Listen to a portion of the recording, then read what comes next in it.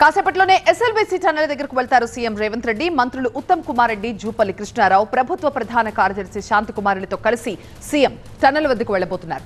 సహాయక చర్యలను సీఎం రేవంత్ పర్యవేక్షిస్తారు. ఇక సీఎం పర్యటన నేపథ్యంలో హైదరాబాద్ రేంజ్ ఐజీ సత్యనారాయణ నేతృత్వంలో పోలీసులు అక్కడ భారీ భద్రత ఏర్పాటు చేశారు. ఎస్ఎల్బీసీ టన్నెల్లో ఘోర ప్రమాదం జరిగి నేటికి 9 రోజులవుతోంది. దేశంలో ఎన్నో రెస్క్యూ ఆపరేషన్లో పాల్గొన్న వారికి సైతం ఈ టన్నెల్ పెద్ద ఛాలెంజ్ విసురుతోంది. తవ్వకాలు జరుపుతున్నా గల్లంతైన వారు మాత్రం ట్రేస్ కావడం లేదు. జీపీఆర్ ఇచ్చిన 6 మార్కింగ్స్ లో రెస్క్యూ బృందాలు తవ్వకాలు జరుపుతున్నాయి. నిన్న రాత్రి జీపీఆర్ తో మరొకసారి సర్వే చేపట్టారు. ఒక్కచోట కేవలం ఐరన్ రాడ్స్ మాత్రమే ఉన్నట్టుగా గుర్తించారు. అయితే డ్రిల్లింగ్ లేకుండా తవ్వకాలు చేస్తున్నారు.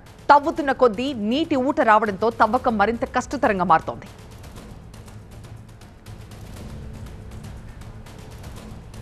పక్క రెస్క్యూ ఆపరేషన్ కొనసాగుతోంది. మరోవైపు రెస్క్యూ ఆపరేషన్ పర్యవేక్షించేందుకు సీఎం రేవంత్ రెడ్డి మంత్రులు కలిసి అక్కడికి వెళ్లబోతున్నారు. మరింత సమాచారం మా ప్రతినిధి శివకుమార్ అందిస్తారు. ఓఎస్ఎస్ ఫర్టిలిటీలో సైన్స్ ఇంకా ఓఎస్ఎస్ హెల్ప్ తో ఎందరి కలలు నిజమయ్యాయి. In the good hands of science. Mummy daddy అవ్వాలంటే ఓఎస్ఎస్ కి కాల్ చేయండి.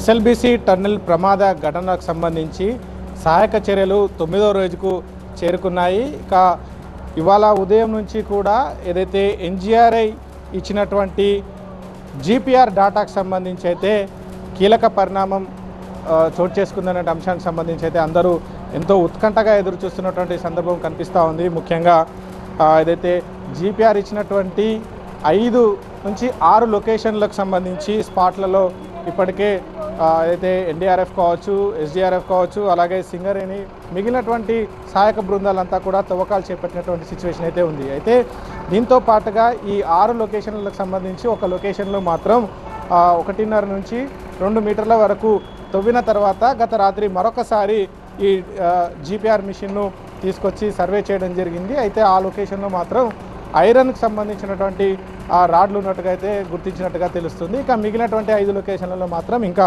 ఈ తవ్వకాలు అనేది జరుగుతూ ఉన్నాయి. అక్కడ కొంత పనులు తుదిదశకు చేరుకున్నట్టుగా కూడా తెలుస్తుంది. అయితే దీనికి సంబంధించి అయితే ఇటు జీపీఆర్ ఇచ్చినటువంటి డాటాకు సంబంధించి అయితే ప్రధానంగా ఏదో ఒక ఫలితం ఉంటుందని సంబంధించి అయితే కొంత ఉత్కంఠ పరిణామాలు అయితే చోటు చేసుకున్నాయి. కానీ ఇప్పటి వరకు అయితే ఎలాంటి సమాచారం అయితే ఈ జీపీఆర్ ఇచ్చినటువంటి డాటాకు సంబంధించినటువంటి లొకేషన్లలో తవ్వకాలు అయితే జరుపుతున్నా ఇప్పటివరకు అయితే ఎలాంటి ఫలితం అయితే బయటికి రాలేదు. మరి కాసేపట్లో CM Revanth Reddy SLBC tunnel వద్దకు చేరుకోబోతా ఉన్నారు. ఇక్కడ ఈ 9 రోజులకు సంబంధించినటువంటి సహాయక చర్యల పురోగతిని తెలుసుకోబోతూ ఉన్నారు.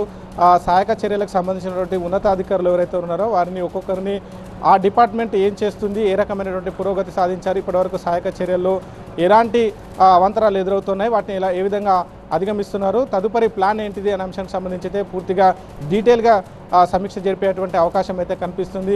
ఇక్కడనే దాదాపుగా 2 నుంచి 3 గంటల పాటు ఈ సమీక్షా సమావేశం నిర్వహించేటువంటి అవకాశం ఉన్నట్టుగా కూడా తెలుస్తుంది. అయితే దీంతో పాటుగా ఎవరైతే ఈ టన్నెల్లో చిక్కుకుపోయినటువంటి 8 మంది సంబంధించినటువంటి కుటుంబ సభ్యులతో కూడా సీఎం రేవంత్ రెడ్డి మాట్లాడే అవకాశం ఉన్నట్టుగా తెలుస్తుంది. వారికి భరోసా కల్పించేటువంటి అవకాశం ఉన్నట్టుగా కూడా ఇక్కడ అధికార యంత్రాంగం అయితే చెప్తా ఉంది. ఇక తదుపరి ఈ రెస్క్యూ ఆపరేషన్ ఎలా కొనసాగాలి, ఏ విధంగా ముందుకు వెళ్తారనే అంశానికి సంబంధించి అయితే అధికారులంతా సీఎం రేవంత్ రెడ్డికి వివరించేటువంటి అవకాశం అయితే కనిపిస్తూ ఉంది. ప్రస్తుతానికైతే ఈ రెస్క్యూ ఆపరేషన్ మరింత వేగం చేసేందుకు ఇటు అయితే కన్వేయర్ బెల్ట్ని అయితే సిద్ధం చేస్తూ ఉన్నారు. రేపు మధ్యాహ్నం లేదా సాయంత్రంలోగా ఈ కన్వేయర్ బెల్ట్ కూడా సిద్ధమయ్యేటువంటి అవకాశం అయితే కనిపిస్తూ ఉంది. Thank you Shivakumar.